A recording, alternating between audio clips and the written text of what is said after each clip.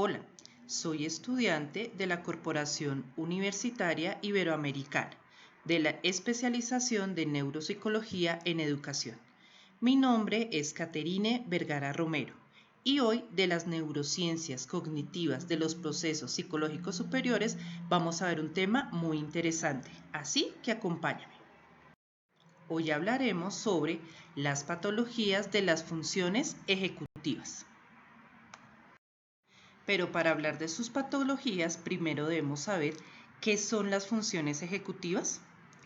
Estas son una función supramodal que organiza la conducta humana permitiendo la resolución de problemas complejos. En ella están en la capacidad del ser humano para formular metas, planificar objetivos y ejecutar conductas.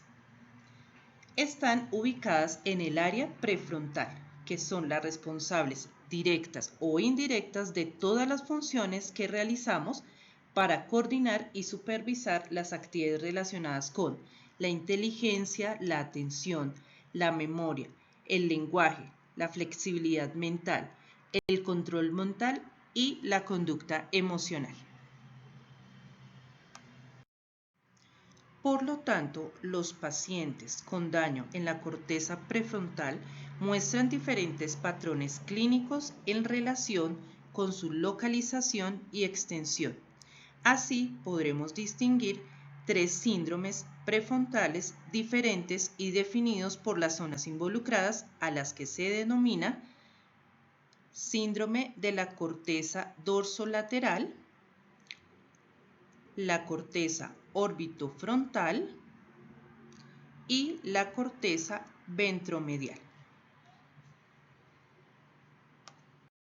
Al analizar cada una de estas patologías, iniciaremos por las de la corteza orbitofrontal. En ellas están asociadas con conductas de desinhibición, irritabilidad, distractibilidad, donde también encontramos la impertinencia, la inestabilidad emocional, la falta de tacto y el desinterés por los sucesos actuales.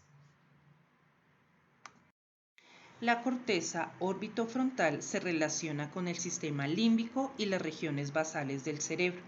Por lo tanto, el paciente en este tipo de patologías es incapaz de responder a convenciones sociales y está controlado por los estímulos inmediatos. Asimismo, en 1993 se observó una imitación automática de gestos. También se empieza a utilizar el término sociopatía adquirida para describir los trastornos en la regulación comportamental y que incluyen tanto la falta de comprensión como el remordimiento consecuente a conductas inapropiadas.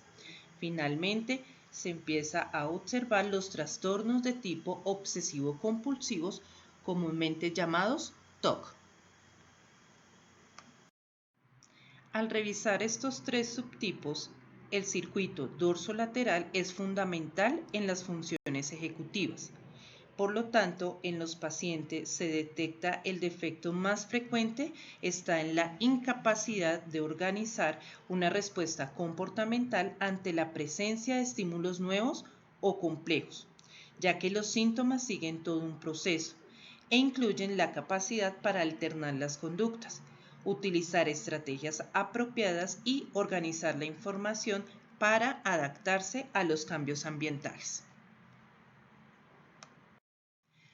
En este tipo de patologías de la corteza dorsolateral, las demencias subcorticales se caracterizan por defectos en las funciones ejecutivas. Por lo general, los pacientes muestran latencias de respuestas largas y dificultades en la recuperación semántica, aunque se conserva el reconocimiento. Varios estudios destacan la presencia de perseverancia, conductas dependientes del estímulo y ecolalia. En el caso de haber lesiones dorsales laterales del hemisferio derecho, hay trastornos de tipo no verbal y paralingüístico.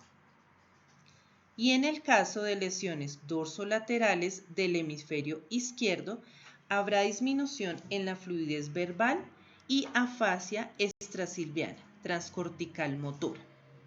Se señala también que un aplanamiento emocional corresponde a lesiones bilaterales y hay dificultades para ordenar la información en secuencias. Por último, hablaremos de las patologías de la corteza ventromedial. Esta se evidencia en pacientes que tienen afectado el sistema atencional y las áreas de Brodmann afectadas son el área 32 y 24. En estas, el daño en este circuito causa apatía o abulia, una forma más grave de apatía. Las lesiones bilaterales graves en el área frontal media producen mutismo akinético, que quiere decir que el individuo está despierto y posee autoconciencia, pero no inicia ningún tipo de conducta, ni lo mueve ninguna motivación. El mutismo akinético en casos de lesiones bilaterales graves puede resultar en un paciente que presenta pocos movimientos espontáneos. Puede mostrarse incontinente y puede hablar utilizando únicamente monosílabos a respuestas o a preguntas que se le formulan. Tampoco reaccionan en términos emocionales aún con estímulos dolorosos y se muestra completamente indiferente. Este tipo de patologías subcorticales, como la enfermedad de Parkinson y la enfermedad de Huntington, pueden causar apatía si el cíngulo anterior está comprometido. Al revisar las manifestaciones clínicas de los pacientes con daño en las regiones prefrontales del cerebro, no siempre presentan cambios evidentes en su comportamiento general, pues un análisis cuidadoso puede descubrir alteraciones drásticas en todas las esferas de su vida, de manera psicológica y de su actividad comportamental. Por lo tanto, hablaremos de las alteraciones asociadas con lesiones de las áreas prefrontales. Iniciaremos desde la motricidad con los reflejos patológicos, la negligencia e impersistencia motora, el tono anormal con la paratonia, las anormalidades en la marcha, los cambios en el control de los esfínteres, la hiperactividad, la ecoprasia, la conducta de utilización, la desorganización comportamental y la perseveración. También desde la atención se presentan cambios en la activación, cambios en las respuestas de orientación y disminución de las formas dirigidas de atención. Desde el lenguaje encontramos la afasia extrasilviana, motora, el mutismo, los errores de denominación, la carencia de control verbal sobre el comportamiento, el concretismo verbal y el disdecoro verbal. Desde la percepción tenemos limitaciones en los movimientos oculares y la inadecuada interpretación perceptual. Hablaremos también de otros 4 tipos de alteraciones asociados con las lesiones de las áreas prefrontales y desde el comportamiento social y emocional tenemos la violación de las normas sociales, la habilidad emocional, inadecuación sexual, excesiva familiaridad y la inadecuada interpretación emocional. Desde el aspecto de la memoria, hay una improductividad en pruebas de retención, amnesia inespecífica, desorganización secuencial de la memoria, defectos de la metamemoria y defectos en la memoria de trabajo, con alteraciones en la vivencia del tiempo. Desde la personalidad tenemos la moria, la impulsividad, la pseudodepresión y la pseudopsicopatía.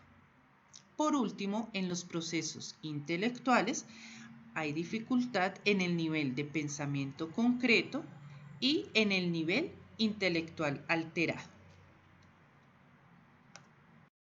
En conclusión, podemos decir que estas patologías de la corteza prefrontal no son homogéneas, sino que pueden existir diversas variantes, de acuerdo con las características en su localización, extensión y etiología específicas del año.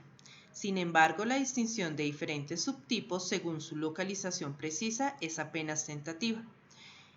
Es necesario señalar que no todos los procesos ejecutivos se encuentran mediados por la corteza frontal, aunque los trastornos ejecutivos por patología frontal son mucho más graves. Muchas gracias por acompañarme en este recorrido de los procesos superiores psicológicos, analizando cada una de las patologías de las funciones ejecutivas determinadas en la corteza orbitofrontal, dorsolateral y ventromedial. Muchas gracias.